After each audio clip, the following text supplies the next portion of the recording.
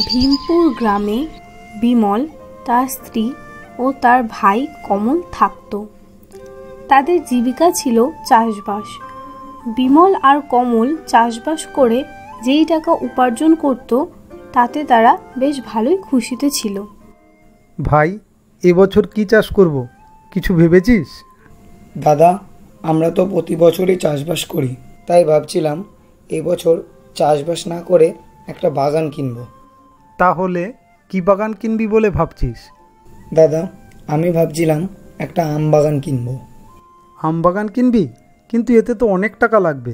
তারপর যদি আমের ফলন ভালো না হয় তাহলে তো আমাদের সব টাকা বিফলে যাবে।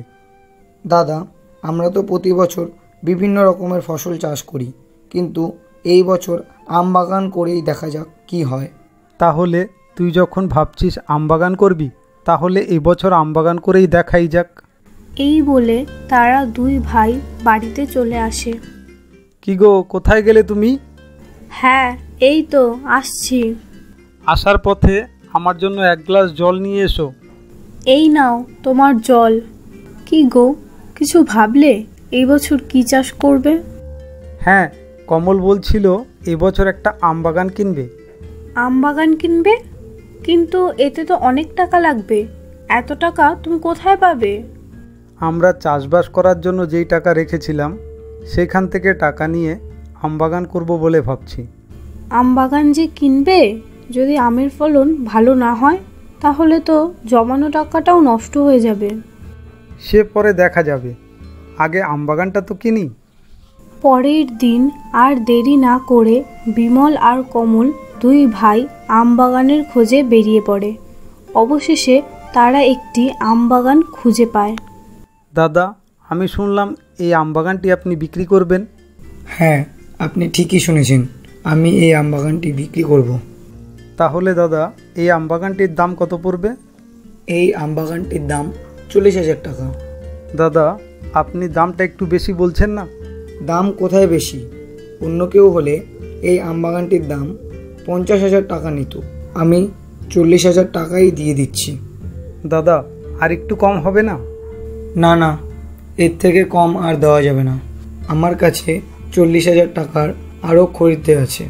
ঠিক আছে দাদা, আমরা 40,000 টাকাই দেব। আপনাকে আর অন্য কোনো খরিদ্দে দেখতে হবে না। এই বলে তারা আম বাগানটি কিনে নিল এবং বাড়িতে ফিরে আসলো। কি গো, আম বাগানটা কিনতে কত টাকা পড়লো? 40,000 টাকা পড়ল। কি বলছো, এত দাম? এত দাম হলে কি আর করা যাবে? এই মুহূর্তে আর কোনো আম বাগান খুঁজে পাওয়া যাচ্ছে না। বড় আম বাগান নিলে আরও অনেক দাম পড়ে যেত, তাই ছোট আম বাগান নিলাম। এটার দামই 40,000 টাকা পড়ে গেছে। সে কি, এই ছোট আম বাগানের দামই 40,000 টাকা? হ্যাঁ, কি করব বলো, এর কমে আর আম বাগান খুঁজে পাচ্ছি না। ঠিক আছে, তবে তুমি আর কমল ভালো করে আম বাগানটার যত্ন নিও। ধীরে ধীরে তারা আম বাগানের যত্ন নিতে লাগলো। কিছুদিন পর তারা দেখলো আম গাছে মুকুল এসেছে। দেখ দাদা, আমাদের গাছে কত সুন্দর মুকুল এসেছে। হ্যাঁ, ঠিক বলেছিস, কিন্তু আমাদের আম গাছের আরও ভালো করে যত্ন নিতে হবে, যাতে আম গাছের মুকুল ঝরে না পড়ে। হঠাৎ একদিন প্রবল ঝড় বৃষ্টি হয়ে তাদের গাছের অনেক মুকুল ঝরে পড়ে গেল। পরের দিন সকালে বিমল আর কমল তাদের আম বাগানে গিয়ে দেখলো তাদের অনেক মুকুল নষ্ট হয়ে গেছে। হায় হায়, এ কি হলো আমাদের? অনেক মুকুল নষ্ট হয়ে গেল। দাদা, এইবার আমাদের কি হবে? কি আর হবে, এখন গাছে যে কটা মুকুল আছে সে কটাকে ভালো করে যত্ন নিতে হবে, যেন আর কোনোটাই ঝরে না পড়ে যায়। এই বলে বিমল আর কমল আম বাগানের আরও ভালো করে যত্ন নিতে লাগলো। কিছুদিন পর তাদের গাছে আম ধরলো। আচ্ছা দাদা, আমাদের বাগানে তো বেশ ভালোই আম হয়েছে। হ্যাঁ, দেখলাম তো। এই আমগুলো বড় হলে বাজারে বিক্রি করলে বেশ ভালো দাম পাওয়া যাবে। হ্যাঁ দাদা, ঠিক বলেছ। কিছুদিন পর দাদা, আমাদের বাগানের আমগুলো তো বেশ ভালোই বড় হয়েছে, এখন তো এইগুলো বিক্রি করার সময় হয়ে গেছে। হ্যাঁ, আমি ভাবছিলাম আর দেরি না করে আজ বিকেলেই আমগুলো পেড়ে ফেলবো, আর কাল সকালেই আমগুলো বিক্রি করতে বেরিয়ে পড়ব। পরের দিন সকালে তারা আম বিক্রি করার জন্য বেরিয়ে পড়ল। আম নিয়ে যান, আম। দাদা, আম কত করে? 90 টাকা কিলো দিদি। কিন্তু পাশের দোকানে তো 120 টাকা কিলো আম বিক্রি করছে, কিন্তু এরা এত কম দামে আম বিক্রি করছে কেন? দাদা, আম ভালো হবে তো? হ্যাঁ দিদি, এইটা আমাদের বাগানের আম, আমি সবেমাত্র পেড়ে নিয়ে আসলাম। আচ্ছা দাদা, তাহলে আমাকে 10 কিলো আম দিন। দিচ্ছি দিদি, এই নিন আপনার 10 কিলো আম। ধীরে ধীরে বিমল আর কমলের সমস্ত আম বিক্রি হয়ে যায় এবং তারা খুশি খুশি বাড়িতে ফিরতে থাকে। আরে বিমলদা, এবছর তো তোমরাও আম বাগান করেছিলে, তো কত কিলো আম হলো বাগানে? মাত্র 2 ঝুড়ি আম পেড়ে বিক্রি করে আসলাম, এখনও বাগানে অনেক আম রয়েছে। তাহলে কত করে বিক্রি করলে আম? 90 টাকা কিলো বিক্রি করে আসলাম। কি বলছো বিমলদা, এত কম দাম? বাজারে তো সবাই 120 টাকা কিলো বিক্রি করছে। কি বলছো, 120 টাকা? আমি তো সব আম 90 টাকা কিলো বিক্রি করে চলে আসলাম। তুমি কি বাজারের দাম জানতে না? আমি 4-5 দিন আগে শুনেছিলাম 90 টাকা কিলো যাচ্ছে, তাই তো আমি 90 টাকা কিলো সব আম বিক্রি করে দিয়ে চলে আসলাম।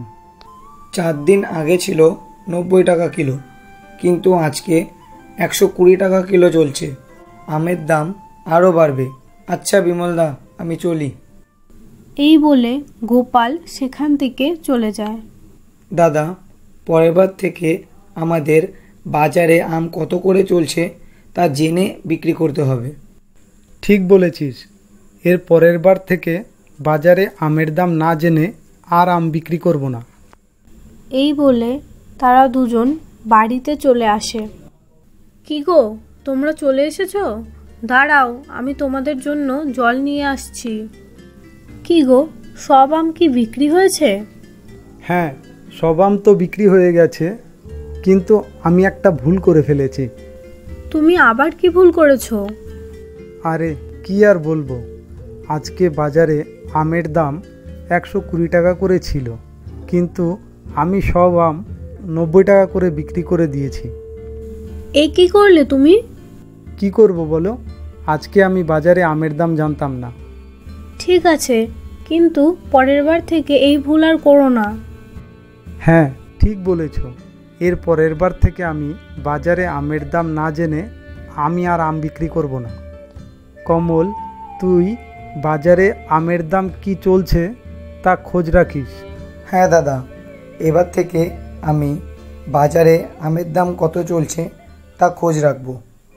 কিছুদিন পর তারা বাকি আম বিক্রি করার জন্য বাজারে গেল।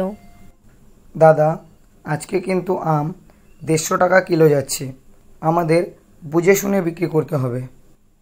হ্যাঁ, ঠিক বলেছিস, আমি ভাবছি আজকে আমি আম 140 টাকা কিলো বিক্রি করব। কিছুটা কম দাম পেয়ে সবাই আমার থেকে আম কিনবে। হ্যাঁ দাদা, ঠিক বল। আম নিয়ে যান, আম 140 টাকা কিলো আম। দাদা, আম কত করে? 140 টাকা কিলো দাদা। ভালো হবে তো আম? হ্যাঁ দাদা, আমার বাগানের আম, আপনি একবার নিয়ে দেখুন, খুবই ভালো আম। ঠিক আছে দাদা, তাহলে আমাকে 8 কিলো আম দিন। দিচ্ছি দাদা। ধীরে ধীরে সবাই তাদের কাছ থেকে আম নিতে লাগলো এবং তাদের সব আম বিক্রি হয়ে গেল। এরপর তারা খুশি মনে বাড়িতে ফিরে আসলো। কমল, তুই ঠিকই বলেছিস ভাই, প্রতিবার আমরা চাষবাস করে যত টাকা উপার্জন করি, এইবার আম চাষ করে আমরা দ্বিগুণ উপার্জন করেছি। পরের বার থেকে চাষবাসের সাথে সাথে আমরা বিভিন্ন বাগানও করব। অবশেষে বিমল আর কমল তাদের পরিশ্রমের ফল পেল।